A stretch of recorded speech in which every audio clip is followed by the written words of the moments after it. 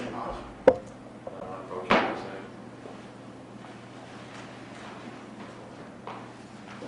much of a crew here tonight. Yeah, less than usual. Just the most important. Okay, so you're the new guy. What's going on at the TPAC out there? All those crowds, all the people going out there. Tim. Are you guys ready? Yeah, I think so. Okay. Good morning and welcome to the January 2023. That's our first press conference of the new year between myself and City Manager Stephen Wade. We have a couple things that we'd like to bring to your attention, and one thing I'll speak on just immediately, and then I think the City Manager has a few more details that he'll share with us, and that is tomorrow, Wednesday the 25th.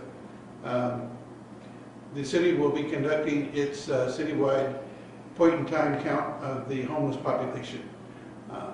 We do that not just as a mandate, as required by HUD, but we do that because we're concerned about the people in our community who are lacking resources to maybe get them out of situations that have got them there for a variety of reasons. And so with that, we have a program, an EAS program that helps us address that population and work with them as quickly as we can and as effectively as we can to get them into a position where they may be able to change their life situation. And City Manager, I know that we have some detail that you can share with us about that and how we track our work so that it's just not counting heads. Yeah, so a couple things. Certainly with the point in time count tomorrow, that starts at 6 o'clock in the morning and runs until 7 o'clock at night. And with that, especially with the snow coming tonight, there'll be assistance and welfare checks provided with that. So it's not just a physical count, we're actually checking on welfare. But that starts 6 o'clock in the morning, and certainly our partners with Vallejo and the Topeka Rescue Mission play a huge part in making that happen. And the Emergency Access Shelter program that the mayor referred to, we started that late fall, and to this point in time, we've had 1,643 unduplicated households in contact with, and that's since November the 1st. That's a lot when you talk about the folks in the community that are looking for help and looking for assistance. To barring been over 1,600 folks in 3 short months, Mayor, is a big deal. Yeah, I think it's important to note that the EAS system has been tweaked, as it were, and is even more efficient. And I have to commend Corey Wright and her staff for keeping up to date on all those resources that keep coming in to help us with our efforts. So their staff has really been busy in coordinating all of the information that we get. Data is good, but you have to use data for a good reason and put it to work. So I wanted to bring that up. Also, I think City Manager had a couple of points he wanted to bring up for today. And you can visit a little bit about, we can visit a little bit about that. One thing I want to talk a little bit about is I know that looking at the news, there's concern about the gun violence that the nation is experiencing. It brings to my mind the reason why I have been active in the Mayor's Task Force on Domestic Violence. I think that it's important for us to realize that oftentimes that is the source of some of the violence that is seen in the news. And so it's important for us to keep working in collaboration with healthcare providers, mental health care providers, to look at the condition of our community. And I think our community is doing well to give those resources and give those outlets to the community to help us evaluate what we're doing so that we know that we're doing everything we can to protect our citizens. I don't have anything else, Mr. City Manager, unless there's something you wish to speak to. Just a couple quick items. Here we are, we're almost through January, going into February, and you'll start to see some special events popping up, whether it be fundraisers or gatherings, and those require permits. And so if you go out on the Topeka.org site, you'll see some updated information on how to apply for parade permits, for gathering permits. There's a flyer that's been posted out now, and that should help. And then, Mayor, one of the things we see is that trying to do business with the city sometimes can be difficult. And so the governing body made a change here this past session to where they voted to ease some of those restrictions to make it easier for businesses to work with the city. There's a vendor workshop scheduled for February 18 that morning from 9 to 10 at the Holiday Building. And we'll walk through, folks maybe have not done business with the city in the past, how to do that, how to register to do that, and we look forward to that. And then I've already mentioned the winter weather tonight. We are pre-treating streets right now, and we'll obviously keep a close eye on that through the overnight hours. One thing I did neglect to mention, and I want us to think about it, prepare for it, and participate next month, February, Black History Month.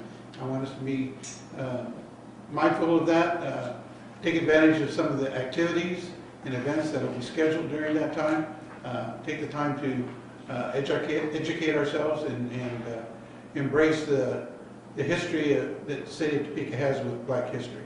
So I just want to make sure I mention that, and I would really be remiss if I don't mention that today is my mother's 93rd birthday. And so that way I have to make sure that she'll watch the news tonight to make sure that she saw me wishing her a happy birthday. So I've got one other great piece of news we see as a positive. So our distribution crews have been working water main breaks, and great news here over the last week. We've seen a decrease in some of those breaks, allowing crews to actually get caught up.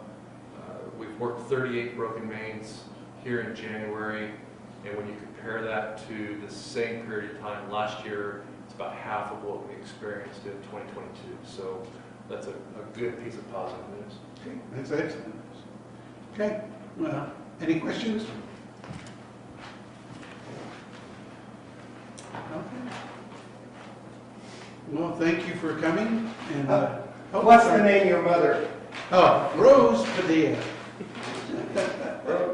Yeah. I did have a couple of questions. I don't know if anybody else, and just kind of wrote a couple down. First of all, any comments or thoughts on the departure of Hills' corporate offices? Now they're keeping a lot of their business there. What are some things that are maybe in the works for Topeka to keep maybe attracting businesses, or to keep the ones that we have? And is there any plans afoot? I know that we're trying always to gain population. Can you speak at all to that? I didn't think you could. Well, I'll say manager first. Yeah, so I can tell you that obviously when you look at JADO and you look at our partnership over at GTP, the Greater Topeka Partnership, we're always actively recruiting and concentrating our attention to. As far as Hills goes, we're super excited. They're keeping their research facility here. That's a big coup for Topeka, and when you think about the animal health corridor, that plays a significant part. So we're very excited to have Hills remain as a corporate partner here. And as far as population growth goes too, we're concentrating a lot on expanding our housing stock. We want to make sure that people have affordable places to come to live, and that some of our surrounding areas, competitors maybe don't have that. So that's an area of concentration for us. To follow up on what the city manager said, I've spoken to a number of executives here in Topeka, and they've moved here from other locations. So there's that ebb and flow. There are some that who move out for one reason, and then there are those who move into Topeka for the opportunities here in Topeka. One thing that they have brought up is our housing, that we need more housing. And that's something that myself, city manager, and governing body has been working on, ideas and projects to improve the opportunity for increasing that number of available housing at all levels of income. So that's an ongoing effort for us. Could you talk a little bit more about what the Mayor's Council on Domestic Violence does? Yeah. Well, as a coalition of service providers, we meet, discuss, and have reviewed a lot of the case studies that those different partners have taken in to give us a real feel for where those resources are needed to either increase or shift. And that continues to grow in the numbers and members of that coalition.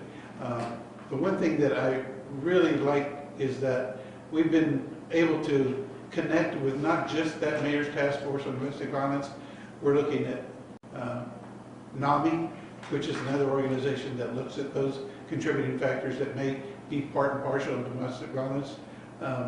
And we try not to put it in just a little bag of, if you're in this situation, this is what's going to happen. Because there are so many things that are variables that change what could happen in a family, or and just not even a family, just a relationship that exists between people in everyday life. And we want to make sure that the environment that we promote in this community is that if you're struggling, if you need help, there are people you can reach out to. And we're asking the community, when they have that chance, when they see someone struggling, offer that opportunity to them. Because there are a number of organizations who work together, not individually, to try to bring those problems to a head for those people so that they can talk about them and work about them. The coalition meets on a pretty regular basis.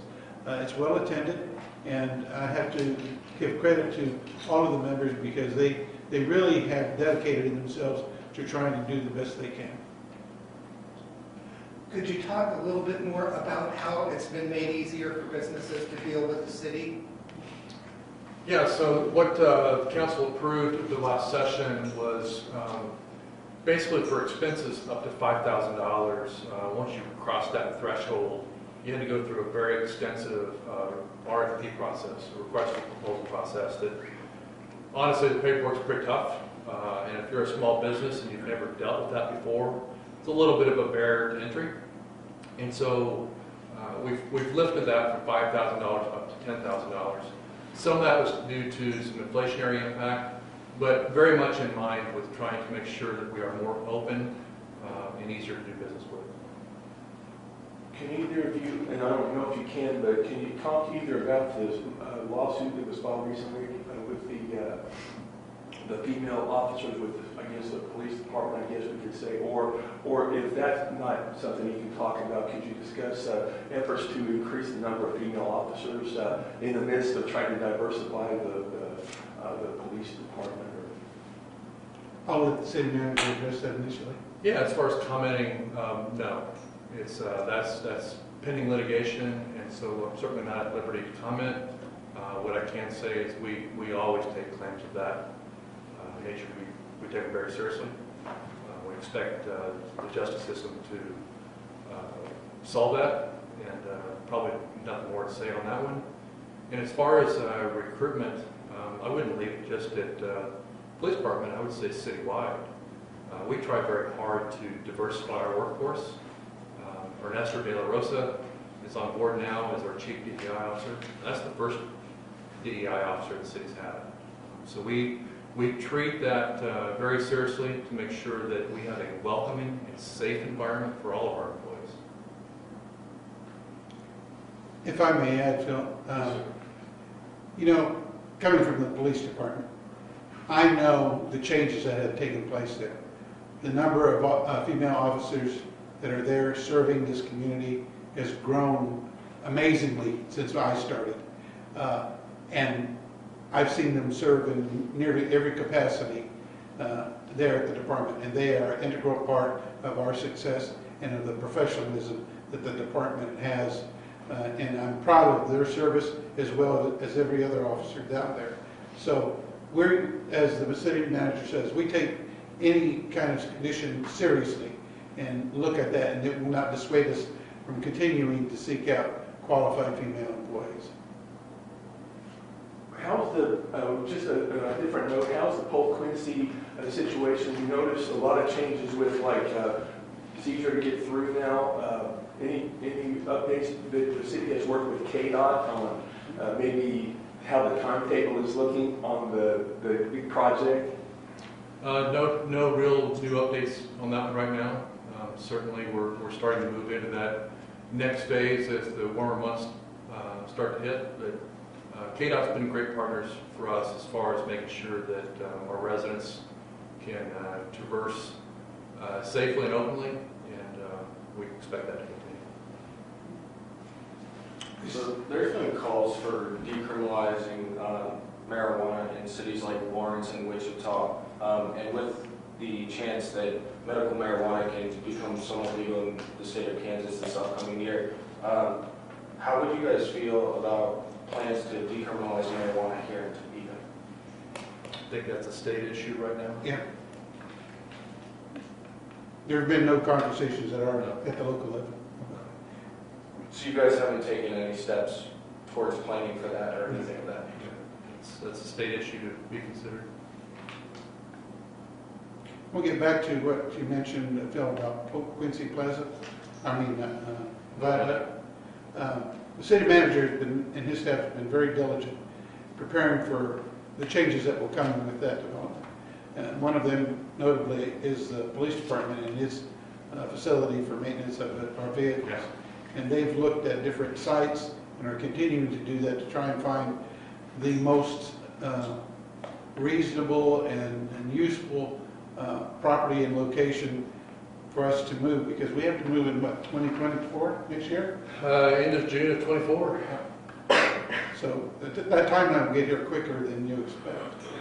So I just want to make mention of that we are planning for those changes, just like some of the businesses that were affected down there, like harvesters and those. That's right. And is the law enforcement center, it's not being scheduled to move at this point, as far as we know? No, the law enforcement center's fine.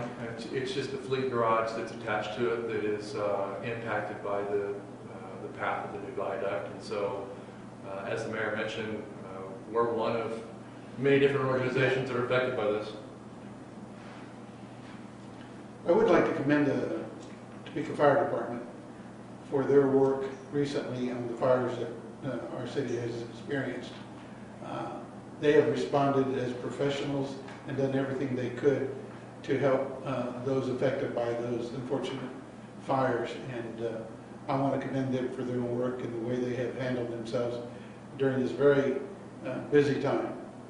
Yeah, Mayor, I can tell you, just to add on the back end of that, the TFD just filed their annual report, and it looks like for 2022, we had a little more than 1,200 fires in the city. So you guys are busy and working hard.